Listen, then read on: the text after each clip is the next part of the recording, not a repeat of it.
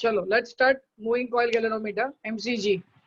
अभी ये हम लोगों ने जब लास्ट लेक्चर में देखा था कि ये काम कैसे करता है मूविंग कॉइल गैल्वेनोमीटर का वर्किंग, ऊपर जो हम लोगों ने इसका वर्किंग देखा है रॉड का in DC current loop in a magnetic field, उसके जैसे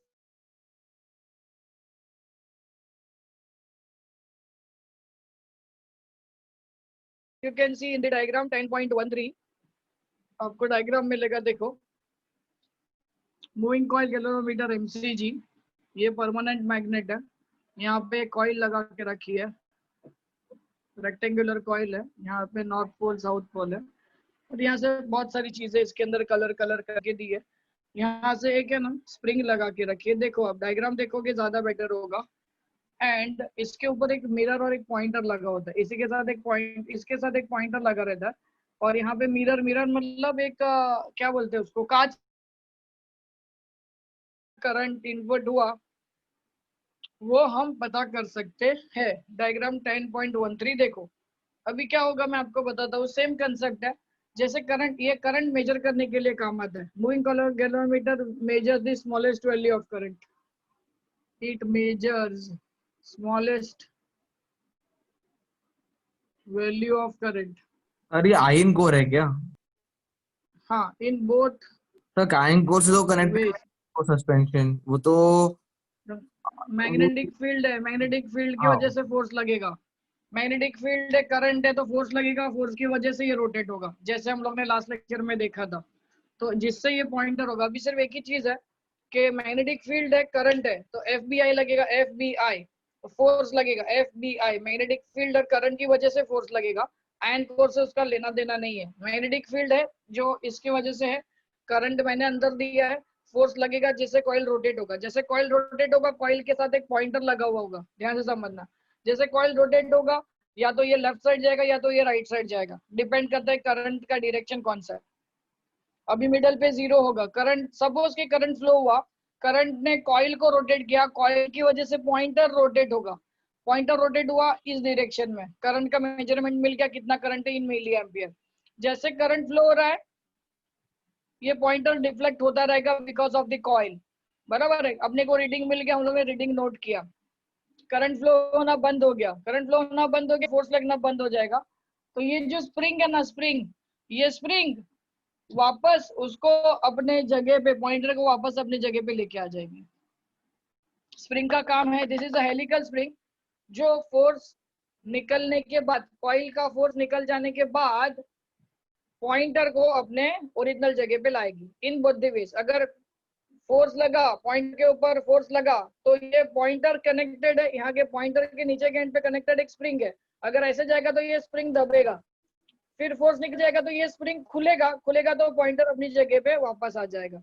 अगर ये डायरेक्शन में जाएगा तो कॉइल खींचेगा, कॉइल इलोंगेट होगा, दूसरी जगह पे जाएगा तो कॉइल खींचेगा, कॉइल खींचने के बाद, सॉरी स्प्रिंग खींचेगा, खींचने के बाद जब स्प्रिंग अपनी जगह पे आएगा तो पॉइंटर को वापस अपनी जगह पे लेके आ सकता है, ये इसका काम है।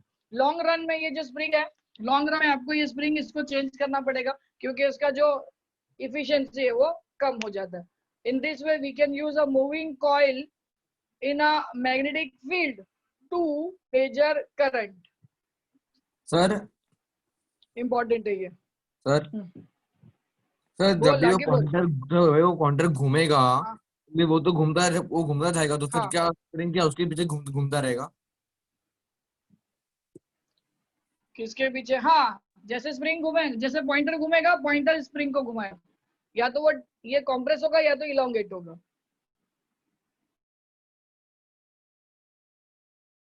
तो जैसे भी जाएगा, वो पॉइंटर के साथ कनेक्टेड होएगा ना, वो पॉइंटर के साथ कनेक्टेड होएगा।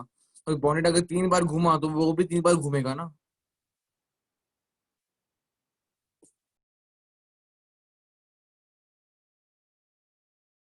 उसके ऊपर एक्ट होता है, इसके ऊपर मैग्नेटिक कॉइल के ऊपर, रेक्टेंगुलर कॉइल के ऊपर कितना क्या? टॉर्क एक्ट होता है, एनबीएआई।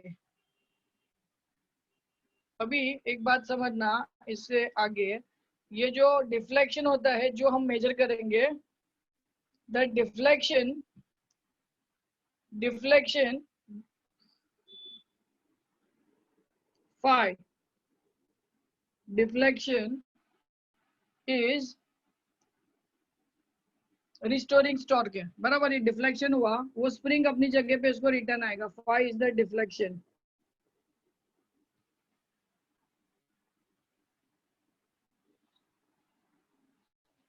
स्प्रिंग रिस्टोरिंग टॉर्क होगा, दैट कैन बी रिस्टोरिंग मतलब वापस अपनी जगह पे लाने के लिए, रिस्टोरिंग टॉर्क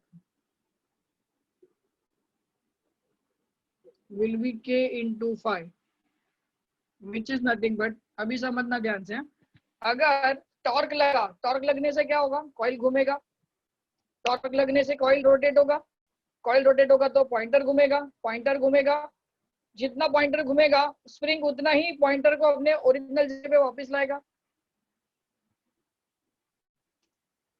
पॉइंटर को वापस जीरो पे लाएगा ना, घूमेगा तो रिटर्न आया, रिटर्न आया मतलब रिस्टोरिंग टॉर्क लगा। पहले टॉर्क लगा, टॉर्क कितना लगा, NIAB, जिससे पॉइंटर घुमा वापस अपनी जगह पे आया, तो उसको हम बोलेंगे रिस्टोरिंग टॉर्क। तो torque equal to restoring torque हो जाएगा, torque is equal to restoring torque, क्योंकि फाइनली जो पॉइंटर है वो तो जीरो पे ही आ रहा है। तो k into 5 is equal to n into I into A into B. So this you can say phi is equal to n into I into A into B upon k. This is your deflection. यहाँ से आप कुछ भी आप major कर सकते हो। Where k is torsional constant. Where k is torsional constant. TORI. Torsional constant. हाँ बोलो क्या डाउट है?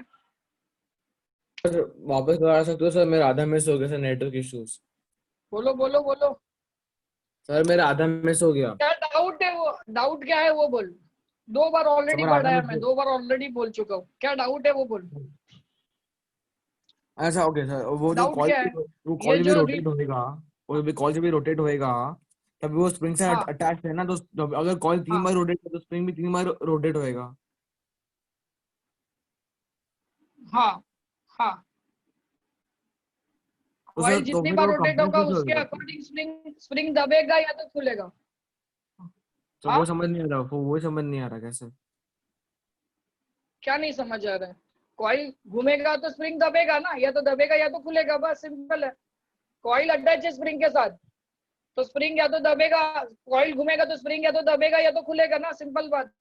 और जब तक फोर्स लगता रहेगा कॉइल घूमता रहेगा, फोर्स लगना बंद हो जाएगा, कॉइल घूमना बंद हो जाएगा, तो स्प्रिंग क्या करेगा, उसको उल्टा घुमा के वापस अपनी पोजीशन पे लाएगा, as simple as that. And that जो वापस घुमा के अपनी जगह पे लाएगा उसको मैं बोलूंगा रिस्टोरिंग टॉर्क। रिस्टोरिंग टॉर्क होता है k into 5, मतलब टॉर्क जितना है उतना ही रिस्टोरिंग टॉर्क होगा। दोनों को इक्वेट करके 5 का वैल्यू निकाला।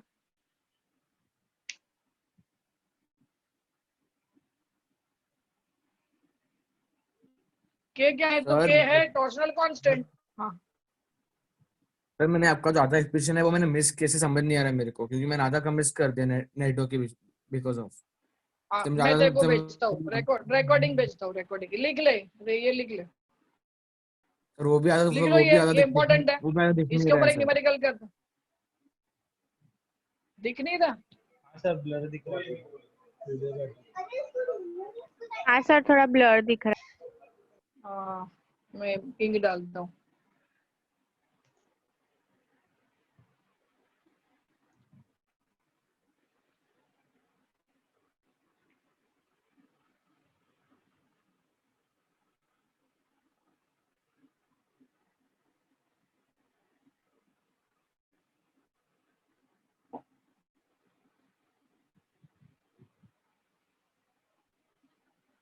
चलो मैं फिर से लिखता हूँ। रिस्टोरिंग टॉर्क क्या होगा, जो कॉइल स्प्रिंग की मदद से पॉइंटर को वापस अपनी जगह पे लेके आएगा, उसको हम रिस्टोरिंग टॉर्क बोलेंगे। तो restoring torque will be given by k into 5 where k is a constant. restoring मतलब वापस अपनी जगह पे आना। Torque is given by k into 5. Now as we all know, जितना रिस्टोरिंग होगा, जितना टॉर्क लगेगा उतना ही रिस्टोरिंग होगा, is equal to torque. Restoring torque is equal to torque due to deflection. So we can write K into phi NDIA. Phi is equal to NDIA upon K, where K is torsional constant. अब दिख रहा है? जैसे अभी भी थोड़ा blur है और तो भी दिख रहा है। हाँ हाँ।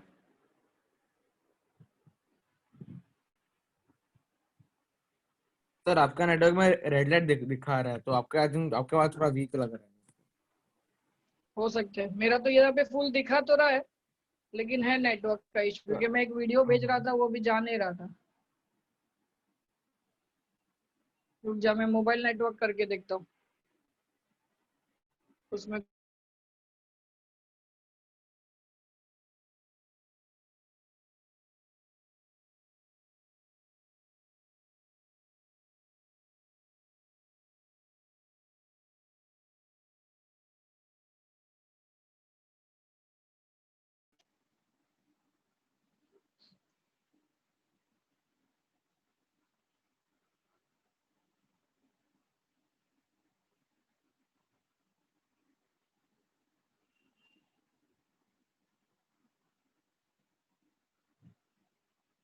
हो गया लिख के?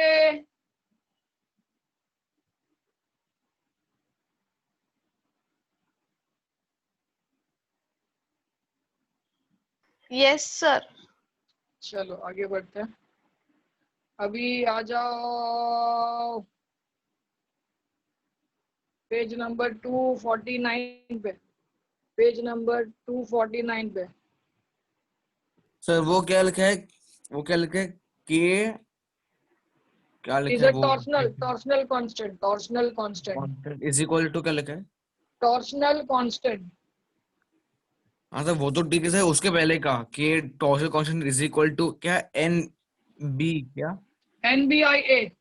N B I, okay.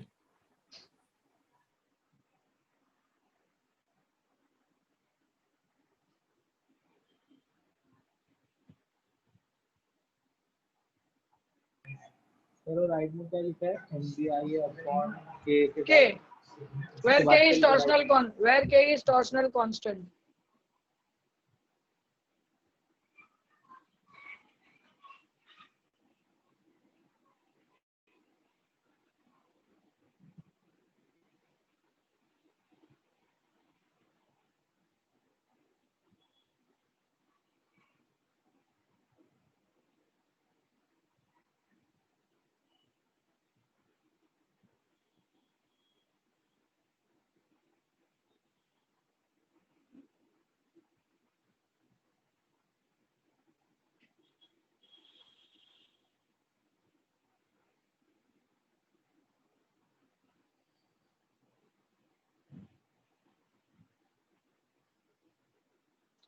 चलो आगे बढ़े।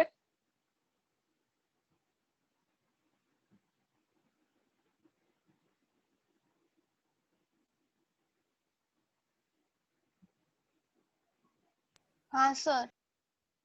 एक न्यूमेरिकल है, इसके ऊपर देखो।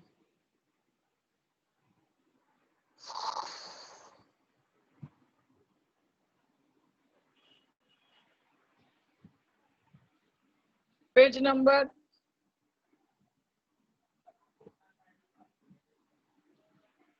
नंबर आ जाओ 250।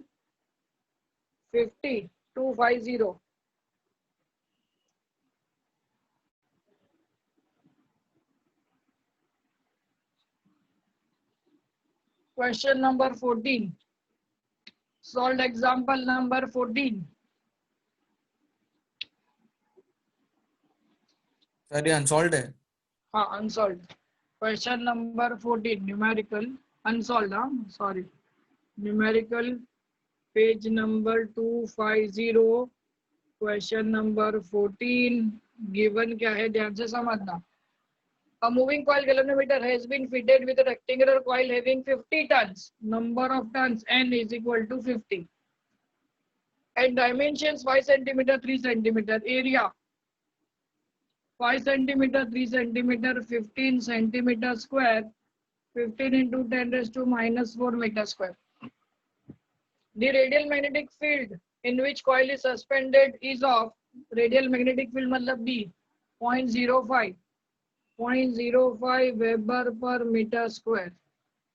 The torsional constant मतलब K is 1.5 into 10 raised to minus 9 Newton meter per degree. Okay, this is all given. Obtain the current required to pass through the galvanometer so as to produce deflection of 30 degree. Phi देके रखा है. क्या find करना है? I find करना है. Formula क्या है? फॉर्मूला बताओ. Phi is equal to NBIA upon K. डाल दो. कैलकुलेशन देखो कितना सिंपल चीज है. सब कुछ तो दे दिया आपको, सिर्फ वैल्यू पुट करो. तुमको फाइंड करना है I K into five divided by N into B into A. K का वैल्यू है 1.5 into 10 raise to minus 9. Five का वैल्यू है 30 divided by N is 50. B है 0.05 into A is 15 into 10 raise to minus 4. Yes, क्या answer आता है बताओ. क्या क्वेश्चन है वो पूछो, क्या डाउट है वो पूछो.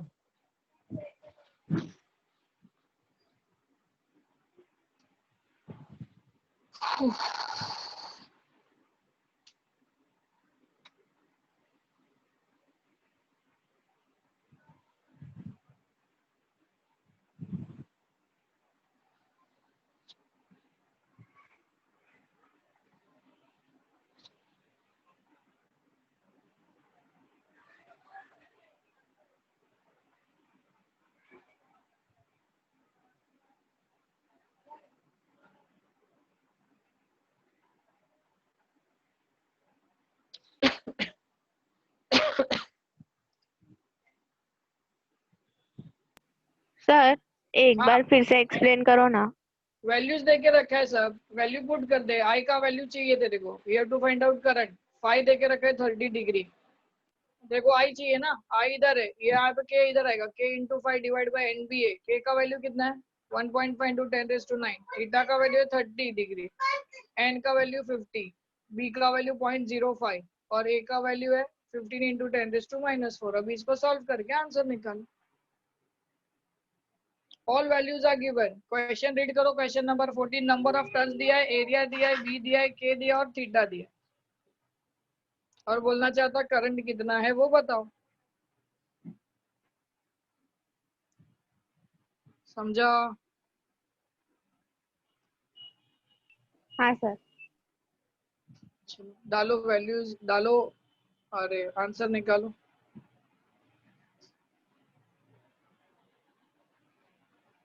तो इसमें लॉग यूज करना पड़ेगा. होएगा, डायरेक्ट करोगे तो भी चलेगा. इसमें लॉक का जरूरत नहीं पड़ेगा वैसे.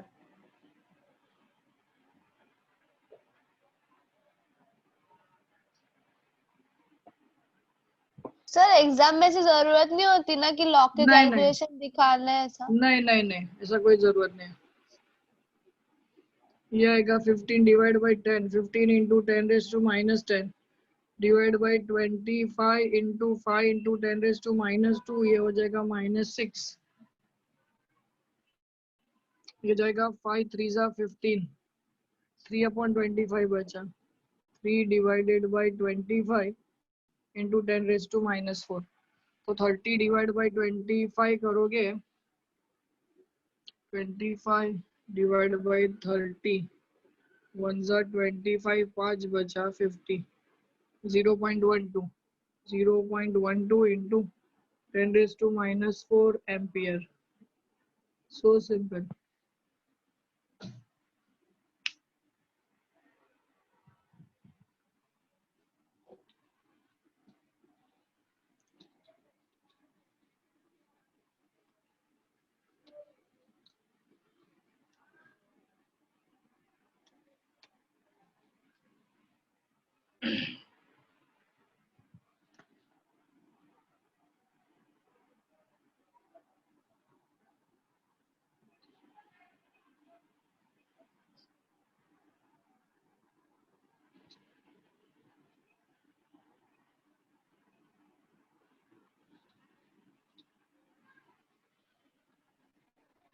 तो 0.12 हाँ इंटू 10⁻⁻⁴।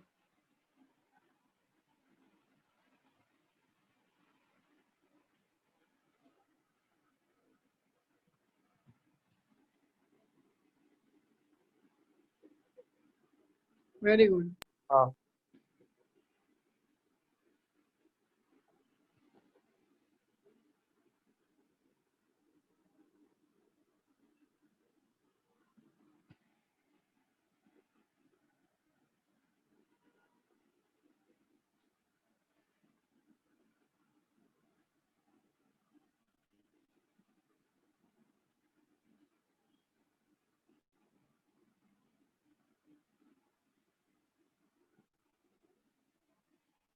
चलो आ गया 0.12 आ गया सबका। देखो क्या इजी सम देते हैं। नेक्स्ट टॉपिक लिखो मैग्नेटिक डाइपोल मूवमेंट। ये 11 में पढ़ा हुआ था। Magnetic dipole movement, magnetic dipole movement क्या होगा? तो magnetic dipole movement is denoted by capital M. Magnetic dipole movement is denoted by capital M. Magnetic dipole movement मतलब कितना पावरफुल मैग्नेट है। तो कितना पावरफुल मैग्नेट है, तो जितना ज्यादा इलेक्ट्रिक, या तो दो चीज के ऊपर डिपेंड करता है। एक तो करंट, जितना ज्यादा करंट घूमेगा उतना ज्यादा मैग्नेटिक फील्ड प्रोड्यूस होगा, या तो जितना स्ट्रेंथ या जितना ज्यादा एरिया रहेगा उतना ज्यादा मैग्नेटिक फील्ड होगा। मतलब ये दो चीजों के ऊपर मैग्नेटिक फील्ड डिपेंड करता है, एक तो एरिया और एक तो current. So this will B m is equal to n into I into a, where n is number of turns, I will be current, and a will be area of cross section. So we can say m is equal to n into I into a. Also we know that torque acting on the current loop is m into b into sin theta, where m is magnetic dipole movement जिसका value है NIA, तो m की जगह पे लिखूंगा NIA into b sin theta. This is the torque acting on the coil which is responsible for the rotation of the coil. Magnetic field के वजह से अगर थीटा का वैल्यू 90 डिग्री है तो साइन 91 होगा। यहाँ पे अगर हम लिखते हैं if torque is equal to m into b into sin theta, and if theta is equal to 90 degree, torque is equal to m into b।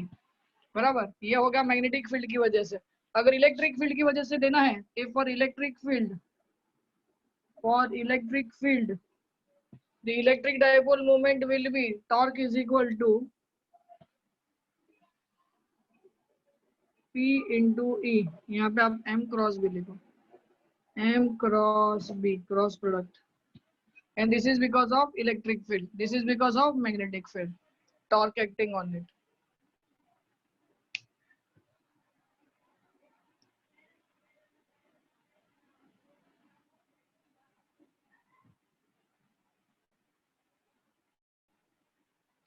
ये खाली कुछ काम का नहीं। इलेक्ट्रिक फील्ड की वजह से क्या होगा, वैसे इसका कुछ यूज नहीं है। हम लोग सिर्फ मैग्नेटिक फील्ड के बारे में बात करेंगे।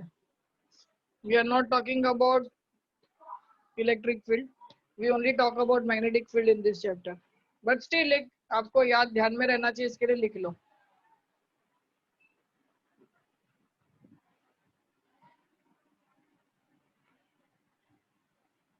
ये इलेक्ट्रिक डाइपोल मूवमेंट, ये मैग्नेटिक डाइपोल मूवमेंट, ये मैग्नेटिक फील्ड और ये इलेक्ट्रिक फील्ड सेम है।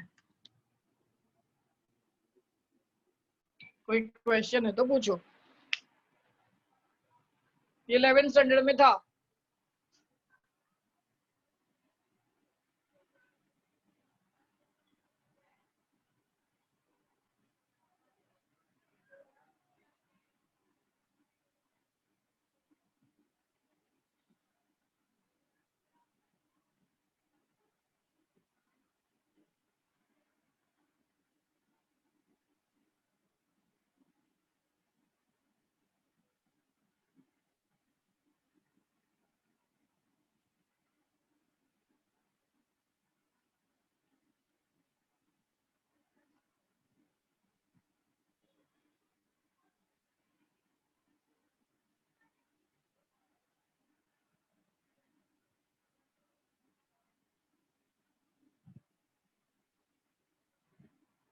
हो गया लिख के? हाँ सर। कोई डाउट, हाँ, कोई sir. क्वेश्चन, कोई डाउट, कोई क्वेश्चन प्लीज आस्क। ये 11th स्टैंडर्ड का टॉपिक है, ऐसे एक इंट्रोडक्शन के लिए दे दिया है, बाकी अभी इसका कुछ अपने को यूज नहीं है, एज ऑफ नाउ इसका कुछ यूज नहीं है। फिर भी अगर आपको कोई क्वेश्चन है तो पूछो।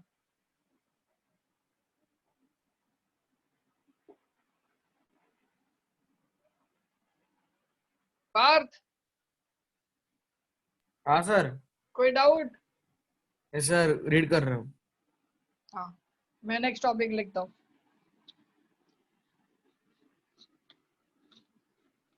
दिस इज प्रीवियस ईयर का है, अभी इम्पोर्टेंट है, अभी इम्पोर्टेंट है। Magnetic potential energy of a dipole 10.9। Sir ये जो डायग्राम में जो दिया है, हाँ पैरेलल एंड ऑपोजिट, तो हाँ, उसका मतलब क्या होगा उसमें? किधर? मतलब केस 1 केस 2। डायरेक्शन है ना, हाँ एक तो डायरेक्शन ऊपर जा रहा है, एक नीचे आ रहा है। उसका कुछ मीनिंग है ना? फोर्स अलग लगेगा ना, ये अगर तू लगाएगा तो इससे तेरे को फोर्स पता चलेगा। अभी ऐसा डायरेक्शन लगेगा तो फोर्स ऊपर की तरफ जाएगा, ऐसा डायरेक्शन लगेगा तो फोर्स नीचे की तरफ जाएगा। डायरेक्शन का तो सिग्निफिकेंस होगा ही ना।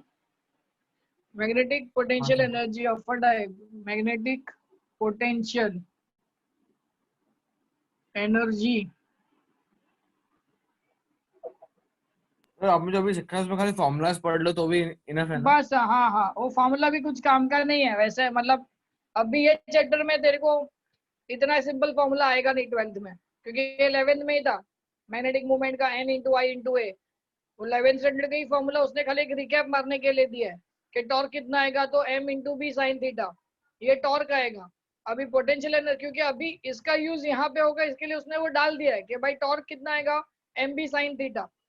तो जब हम एनर्जी का बात करेंगे तो एनर्जी जब होगा, एनर्जी मैग्नेटिक पोटेंशियल एनर्जी, ध्यान से समझना, this is important. Magnetic potential energy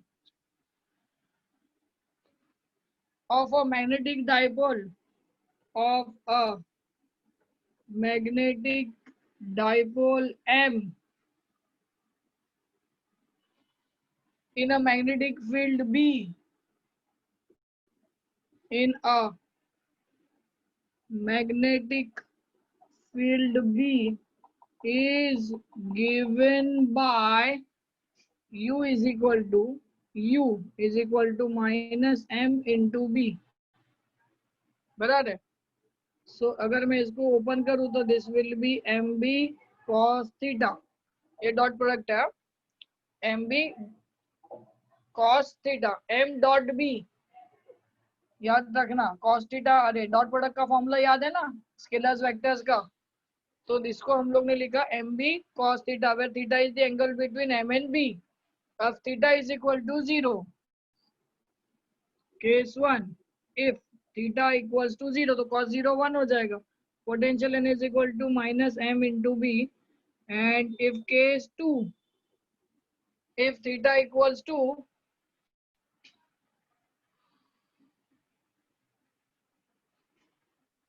if theta equals to 180 degree,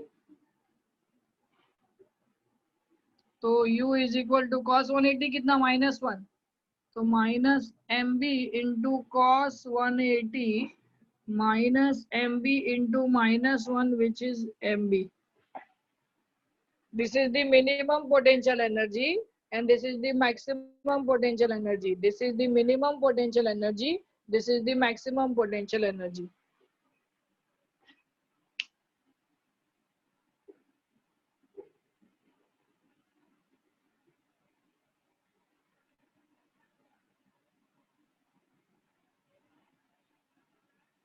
जब ये पैरेलल हो गए, थीटा इज इक्वल टू 0, जब ये पैरेलल हो गए एक दूसरे को, तब मिनिमम पोटेंशियल एनर्जी आएगा। और जब एक दूसरे को एंटी पैरेलल हो गए, 180 डिग्री होगा दोनों के बीच में, मतलब ये एक ऐसा जा रहा है और एक ऐसा जा रहा है, ये 180 डिग्री का गैप होगा, तब मैक्सिमम पोटेंशियल। वैसे तो वैसे ही this is the ideal case, बराबर है। और अगर एंगल होगा कुछ तो ये वाला फॉर्मूला आ जाएगा। और नेगेटिव साइन इसके लिए दिखाया कि वर्क इज डन चार्ज के ऊपर हम वर्क कर रहे हैं, कॉइल के ऊपर हम वर्क हो रहे हैं, तभी जाके कॉइल रोटेट हो रहा है, तो work is to be given to the system, that is why sign negative है। जब हम कोई काम, हम किसी सिस्टम के ऊपर काम करते हैं, चालू करने के लिए हमको उसको करंट देना पड़ेगा, मतलब वो हमने एनर्जी दिया तो नेगेटिव हो गया, that is why the sign is negative. Sir हाँ, इसमें अगर 180 डिग्री है तो उसमें फोर्स तो नलिफाई हो जाएगा ना, फोर्स का बात ही नहीं है ना, एनर्जी, एनर्जी है, मतलब वो एनर्जी नलिफाई हो जाएगा ना। एनर्जी मैक्सिमम आएगा, एमबी, मैक्सिमम पोटेंशियल एनर्जी। हम लोग बात किसके ऊपर कर रहे हैं, magnetic potential energy. So when the angle between these two is 180 degree, you have maximum. If the angle is 0, you have minimum potential energy. So you write here it is minimum potential energy, and here it is maximum potential.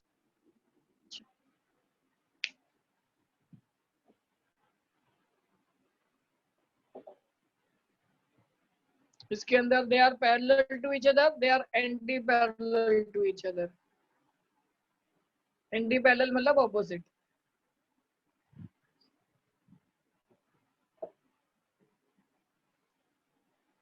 कोई question, आगे बढ़े, लिखते जाओ लिखते जाओ।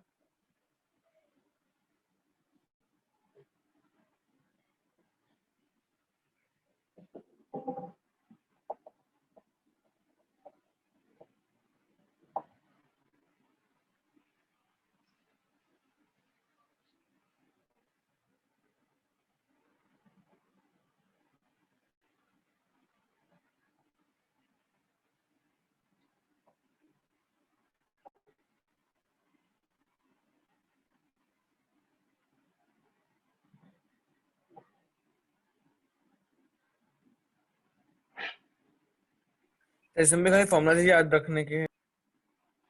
Yes yes, ये भी formula के ऊपर कुछ क्वेश्चन नहीं है, देखेंगे अपन जब सम करेंगे तो। सर 2 मिनट कॉपी कर रहे हैं।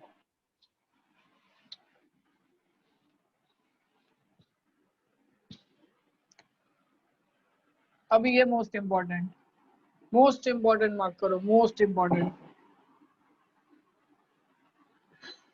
Magnetic field due to a current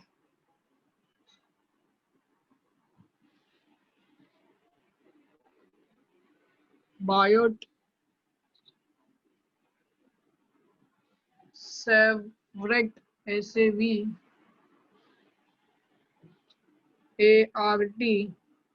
law, Biot Savart law, most important।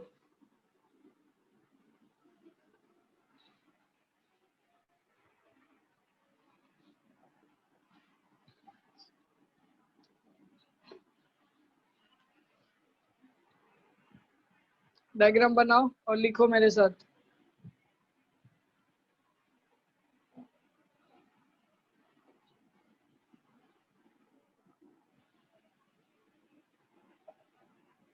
यहाँ से करंट जाएगा,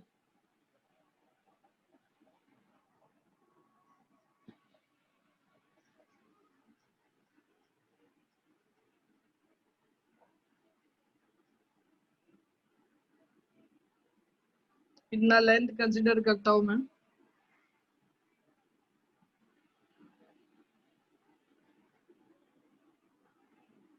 यहाँ से एक टेंजेंट ड्रॉ किया, इसको टेंजेंट ड्रॉ किया,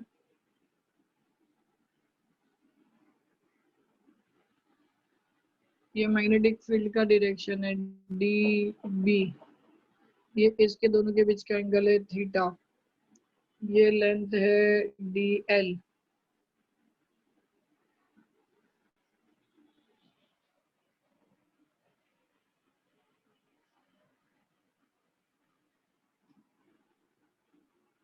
ये पॉइंट है पी।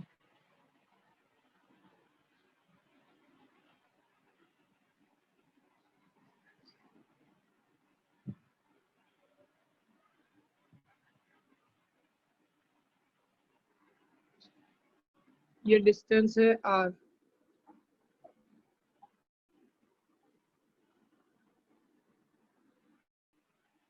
डायग्राम बना लो अच्छे से।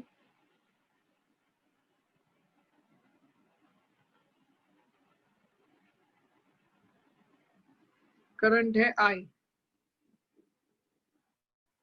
करंट फ्लो हो रहा है I।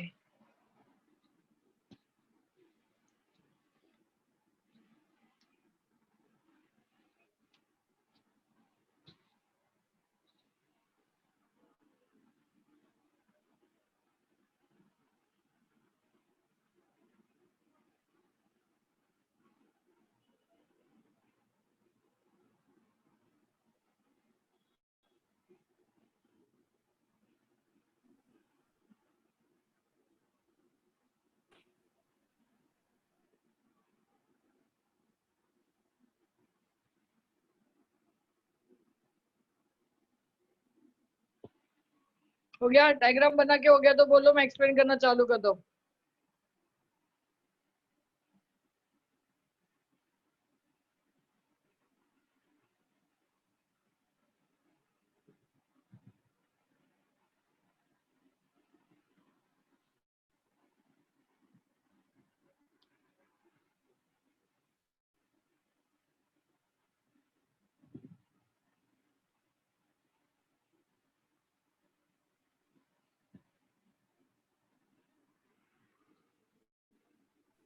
हाँ सर हो गया।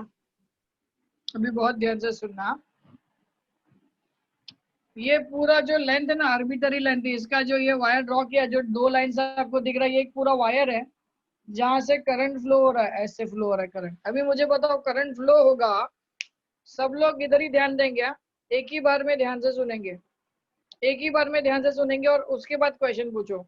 ये एक आर्बिटरी वायर है, आर्बिटरी वायर जिसका लेंथ इनफाइनाइट है, इनफाइनाइट लेंथ है, और कोई भी शेप का है, सीधा नहीं, it is not straight, it is any shape, कोई भी आड़ा टेढ़ा वायर है जिधर से करंट फ्लो हो रहा है।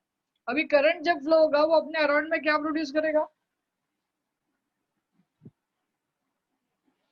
करंट जब मैग्नेटिक फील्ड प्रोड्यूस करेगा। अभी मैग्नेटिक फील्ड जो है, अभी सपोज कि ये वायर से करंट फ्लो हो रहा है, तो ये इसके अराउंड में मैग्नेटिक फील्ड प्रोड्यूस करेगा। मुझे चाहिए ये एक पर्टिकुलर पॉइंट पे, ये मेरा उंगली जिधर है, ये एक पर्टिकुलर पॉइंट पे, ये पॉइंट का नाम मैंने P लेके रखा है। ये P पॉइंट पे कितना मैग्नेटिक फील्ड प्रोड्यूस होगा? ये इसके अंदर करंट फ्लो हो रहा है, जिसकी वजह से मैग्नेटिक फील्ड इसके अराउंड में प्रोड्यूस होती है। मैं एक आर्बिटरी पॉइंट लोकेट करूंगा, मेरी जहां पे उंगली है वहां पे P पॉइंट लोकेट करूंगा, ये P पॉइंट, और यहाँ पे इसके अंदर जो करंट पास हो रहा है उसकी वजह से ये पॉइंट पे कितना मैग्नेटिक फील्ड क्रिएट होगा वो ढूंढना है। यहाँ से इसका डिस्टेंस है r, यहाँ से इसका डिस्टेंस है, सीधा परपेंडिकुलर डिस्टेंस है r, बराबर। करंट कितना फ्लो हो रहा है? I। और ये इतने ही पर्टिकुलर पाथ का मैंने लेंथ लेके रखा है, देखो इतना ही पर्टिकुलर पाथ का लेंथ लेके रखा है dl, स्मॉल लेंथ, क्योंकि इसका लेंथ कितना है मालूम नहीं है। तो मैंने क्या किया, एक पार्ट इसका एक छोटा सा टुकड़ा उठाया, वो टुकड़ा उठाया, उसका लेंथ मैंने डिसाइड किया dl। ये dl लेंथ के अंदर एक मैग्नेटिक फील्ड क्रिएट हो रहा है because of the current I। Current I की वजह से ये लेंथ में मैग्नेटिक फील्ड प्रोड्यूस हो रहा है। P पॉइंट पे कितना मैग्नेटिक फील्ड प्रोड्यूस होगा? dB। लेंथ dl है तो मैग्नेटिक फील्ड होगा dB। Distance between this point and P point is r।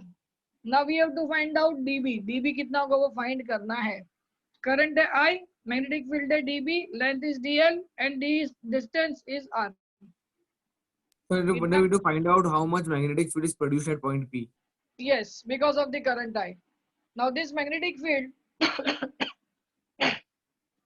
this magnetic field is directly proportional to current, isn't it? This magnetic field is directly proportional to, ये dl है, बराबर है, length into ये sign theta. अगर मैं इसको break करूंगा दो पार्ट में, एक ऐसा जाएगा एक ऐसा जाएगा, isn't it? इसको रिजॉल्व करूंगा, देखो ये एंगल थीटा है ना, तो ये अगर ऐसा ब्रेक करूंगा तो एक ऐसा जाएगा और एक ऐसा जाएगा। तो ये ऊपर जा रहा है, अपने को निगलेक्ट करेंगे, ये यहाँ पे जाएगा क्योंकि पॉइंट भी यहाँ पे है। तो यहाँ पे जो इसका एक कंपोनेंट आएगा IDL का, विल भी आएगा साइन थीटा। तो it directly proportional to DL sine theta. इसको मैंने रिजॉल्व किया दो पार्ट में, one will be perpendicular, one will be parallel. तो परपेंडिकुलर अपने को काम नहीं, क्योंकि अपना पॉइंट P यहाँ पे है, तो यहाँ पे कितना करंट की वजह से लेंथ जाएगा वही चाहिए अपने को, तो that will be dl sin theta and dB is inversely proportional to r square. Distance आप जितना बढ़ाते जाओगे, ये जो P है जितना दूर जाते जाएगा ये लेंथ से, P जो है पॉइंट, ये लेंथ से या ये वायर से, करंट के वायर से जितना दूर जाता जाएगा,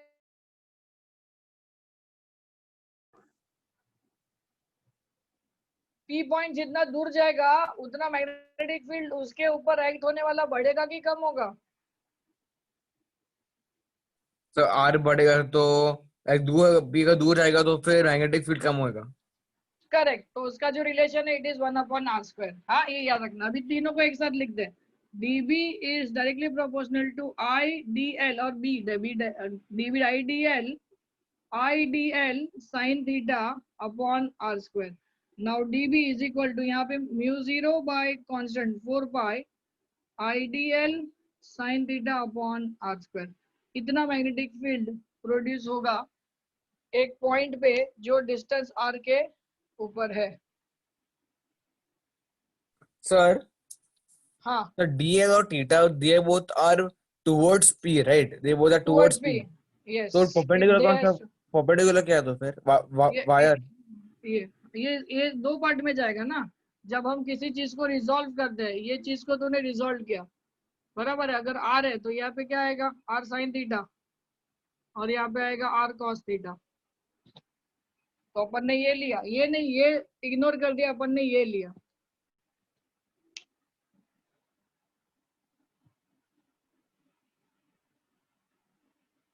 और साथ में डीएल लिया आप। हाँ, क्योंकि लेंथ है ना, उतना पार्ट का लेंथ है। Now this μ0 has a constant value of μ0 is equal to 4 pi. This is a constant. μ0 is equal to 4 pi into 10 raised to minus 7. μ0 is equal to 4 pi into 10 raised to minus 7 tesla metre per ampere. Tesla metre per ampere, इसका unit याद रखना। And this can be written as 4 pi को multiply करोगे 1.26 into -6 tesla metre per ampere. 1.26 into 10 raise to -6 tesla metre per ampere.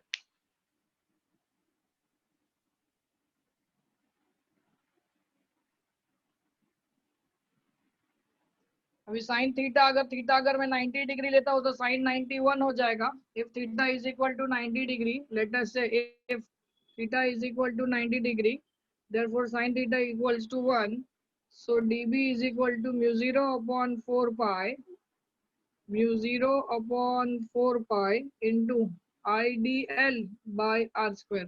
अगर मैं ऊपर नीचे r multiply कर देता हूँ, ऊपर नीचे r मल्टीप्लाई करता हूँ, IDL into r upon r cube।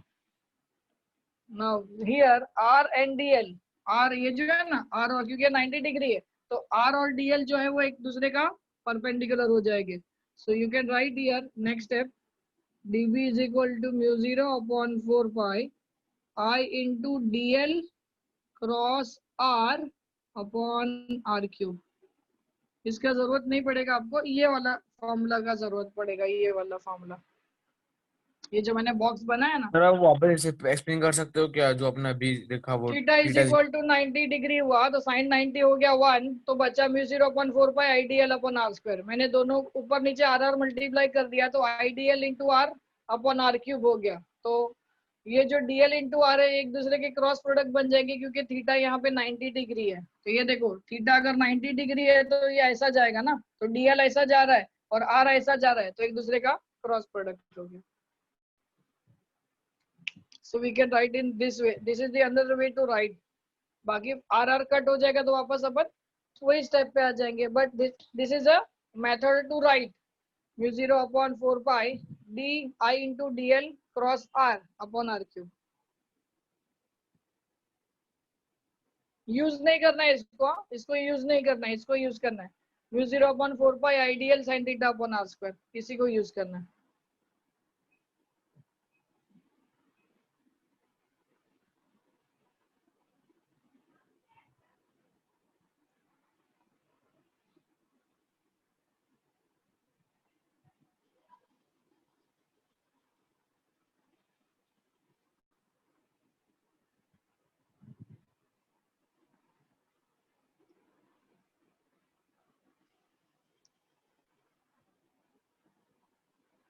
हो गया?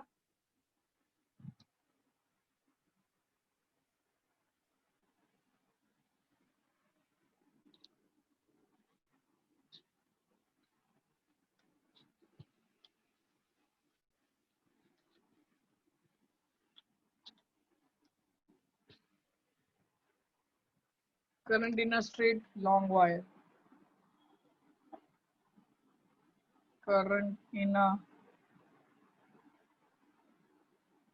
straight long wire. अब ये स्ट्रेट वायर है,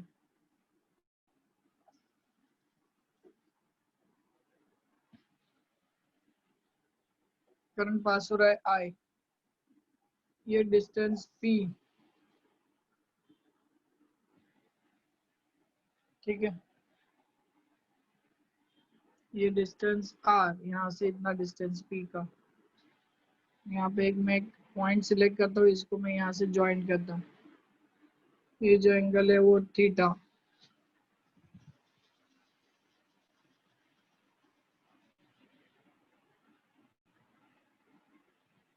अपना dB का formula, what is dB is mu 0/4 pi IDL sin theta upon R square.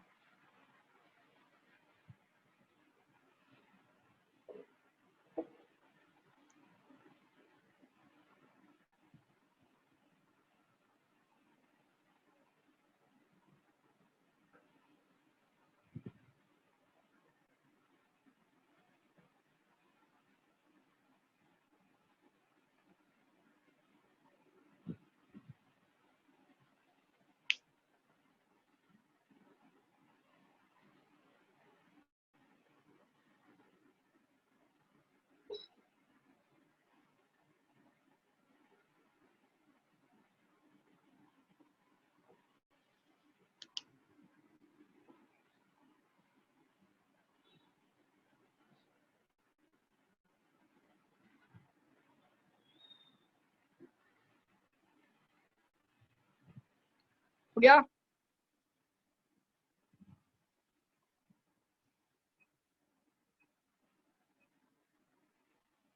ये जो है मेरा, ये R है, ये 90 डिग्री है। चलो अभी आगे बढ़ते हैं। हम लोग ने ये जो निकाला था वो स्मॉल पार्ट के लिए निकाला था, जो बहुत छोटा लेंथ था उसका DL, और उसकी वजह से जो मैग्नेटिक फील्ड प्रोड्यूस हो रहा था तो लेंथ DL था तो मैग्नेटिक फील्ड DB था, या मैग्नेटिक फील्ड DB था तो लेंथ DL था। अभी मुझे DB से B करना है, तो क्या प्रोसेस है? How do I find DB to B? What I have to do to convert DB into B?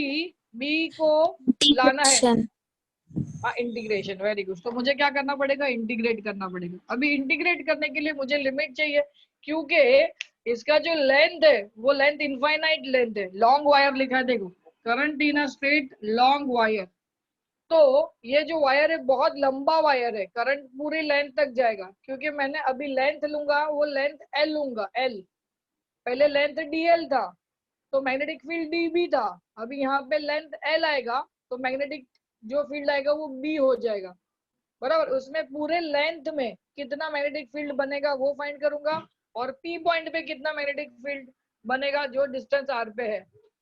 एक आर्बिट्ररी पॉइंट यहाँ पे सिलेक्ट किया, यहाँ से डिस्टेंस भी है, वेक्टर R बार निकाला या वेक्टर R निकाला, ये दोनों के बीच में एंगल है थीटा। अभी मुझे एक बात बताओ, ये जो वायर है स्ट्रेट वायर है, स्ट्रेट लिखा हुआ देखो, स्ट्रेट वायर, स्ट्रेट वायर है वो सिमेट्री होगा या नॉन सिमेट्री होगा? स्ट्रेट वायर जो है वो सिमेट्री होगा या नॉन सिमेट्री होगा? सिमेट्री। सिमेट्री होगा तो उसके दो पार्ट बन सकता है, एक अपर हाफ एक लोअर हाफ। ध्यान से समझना, ये सिमेट्री वायर है जिसका लेंथ इनफाइनाइट है, एक upper half, this is lower half and this is upper half. Symmetry की वजह से तो यहाँ पे एक मैग्नेटिक फील्ड B बनेगा, यहाँ पे एक मैग्नेटिक फील्ड B बनेगा, तो टोटल मैग्नेटिक फील्ड बन जाएगा 2B। क्या क्वेश्चन है बोलो? सर आप पॉइंट कौन सा ले रहे हो? ये पॉइंट है, P पॉइंट। वायर पे? वायर पे कोई भी पॉइंट नहीं है, वायर पूरा लंबा है। लाइक आप लाइक आप पूरा गैप कौन सा ले रहे हो, R2 डीटा वाला गैप ले रहे हो, लाइक पूरा लाइक जितना पार्ट ले रहे हो जिससे हमको आपको मेजर करना पड़ेगा कि कितना मैग्नेटिक फील्ड प्रोड्यूस हो रहा है। ये पॉइंट पे कितना मैग्नेटिक फील्ड प्रोड्यूस हो वो चाहिए P पॉइंट पे। तो मैंने क्या किया, ये पॉइंट से ये पॉइंट का डिस्टेंस तो R है ही, बराबर है। एक आर्बिटरी पॉइंट यहाँ पे सिलेक्ट किया क्योंकि मुझे एक डायग्राम कंप्लीट करना है, ये ट्रायंगल बनना चाहिए। तो ये यहाँ से ये पॉइंट का डिस्टेंस है R। इस तरीके से डायग्राम कंप्लीट किया और ये एंगल क्या बना दिया, थीटा बना दिया। This angle will be theta.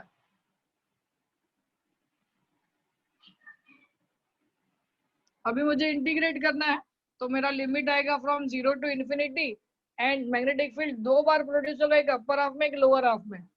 तो इसके लिए 2 टाइम्स हो जाएगा। ये बहुत इंपॉर्टेंट है because of symmetry. Because of symmetry we have 2 magnetic field produced. So B is equal to, ध्यान से समझना, बहुत ध्यान से समझना, B is equal to 2 times of 0 to infinity dB। dB का इंटीग्रेशन भी आता है, मतलब है ना 0 टू इन्फिनिटी B, ये 2 टाइम्स 0 टू इन्फिनिटी। dB का वैल्यू बताओ, μ0 upon 4 pi into I dl sine theta upon R square. ठीक है, अभी कांस्टेंट जो है वो सब बाहर निकाल दो, तो क्या जो आएगा 2 इंटू μ0 अपॉन 4 पाई,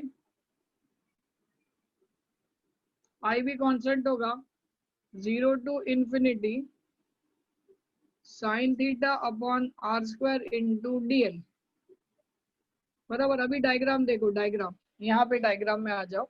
डायग्राम में जो स्मॉल r का वैल्यू है, जो स्मॉल लेंथ कितना है, l है, लेंथ इज l, हाँ लेंथ इज l।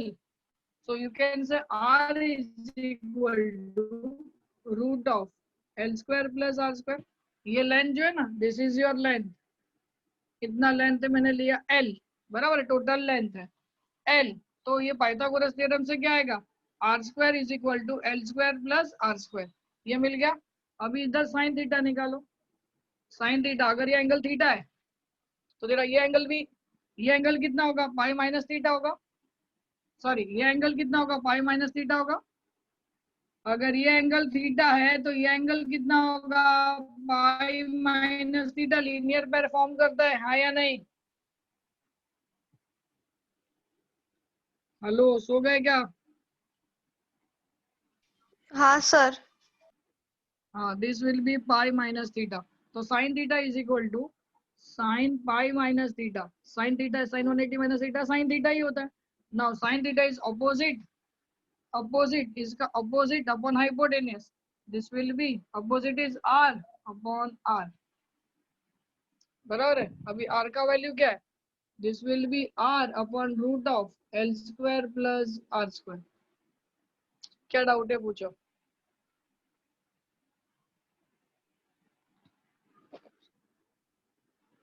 आगे बढ़ते हैं, अभी रिप्लेस कर रहा हूं मैं।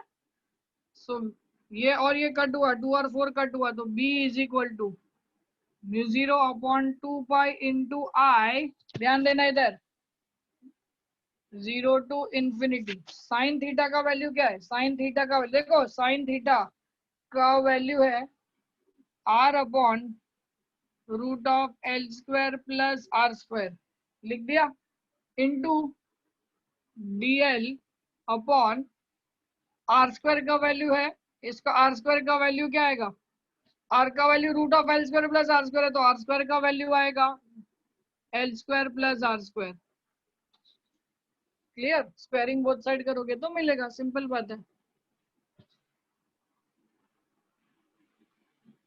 तो b इज इक्वल टू, ये और ये कट हुआ तो बचा μ0 I upon 2 pi 0 to infinity sine theta की जगह पे r upon root of L square plus R square into dl upon L square plus R square.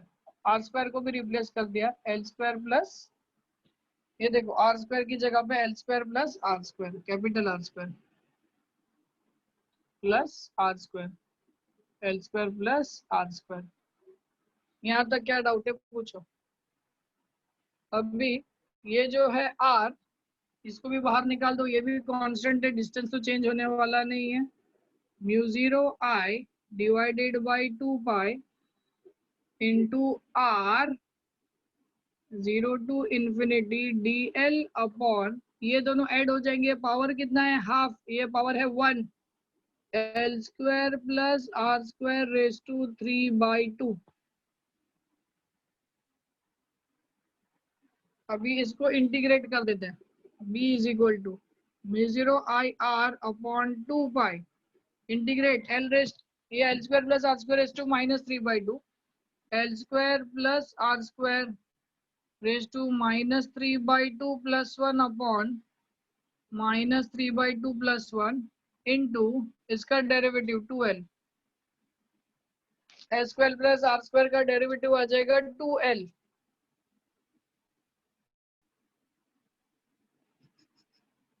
है ना।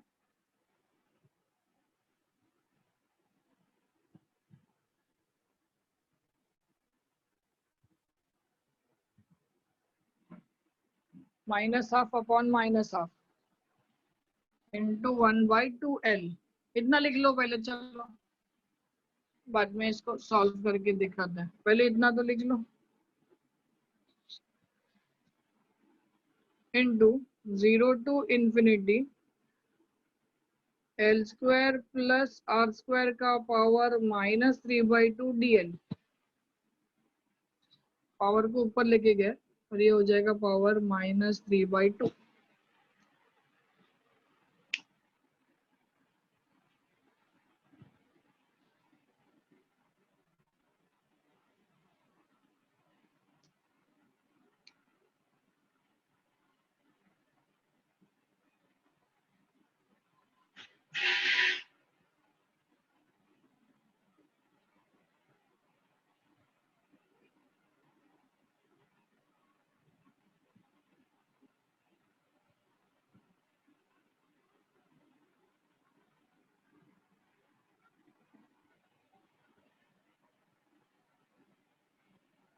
हो गया,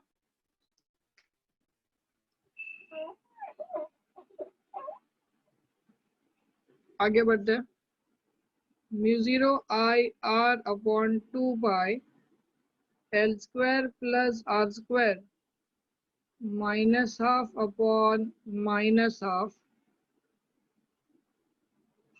0 से इन्फिनिटी, फ्रॉम 0 टू इन्फिनिटी, ये लिख लो, मैं यहाँ पे आगे सॉल्व करता हूँ। आगे डायग्राम हो गया, या तो एक चीज समझ लो, इसको सॉल्व करने से बेटर है ना, आप इसको याद करो, you better memorise this, I will solve it in next, उसके अंदर इसका आंसर आता है 1/r², इसको सॉल्व करने के बाद 1/r² आता है, मैं आपको बता दूंगा कैसे, फिलहाल आप इसको इस तरीके से याद रखो, ये r² और ये r जाएगा तो mu 0 I upon 2 pi r, this will be your final statement. इसको सॉल्व करके मैं आपको बताता हूँ ये 1/r² कैसे आता है, बट अभी के लिए सिर्फ आप ये लिखो कि इसको इंटीग्रेशन को सॉल्व करते हैं 0 to infinity L square plus R square raise to -3/2 dl is equals to 1/r²।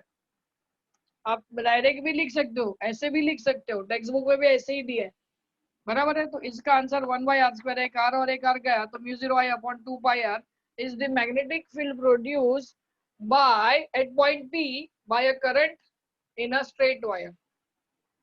By a current in a straight wire, magnetic field point at a distance r, capital R, at a distance r is given by mu 0 I upon 2 pi r. Yes, any question?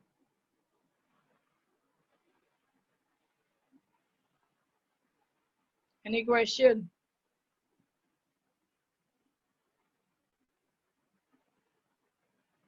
No, sir. शाबाश शाबाश शाबाश, चलो, that's all for the day. Thank you, good night. मिलते हैं कल। Sir कल कौन सा लेक्चर है? मैथ 9:30 बजे। हाँ ओके, हाँ चलो बाय बाय। Yes, sir. हो गया ना? Yes, sir. बाकी नहीं ना किसी का? एवरीवन? हाँ सर, हो चलो गया। चलो bye, good night, bye bye. Good night, sir.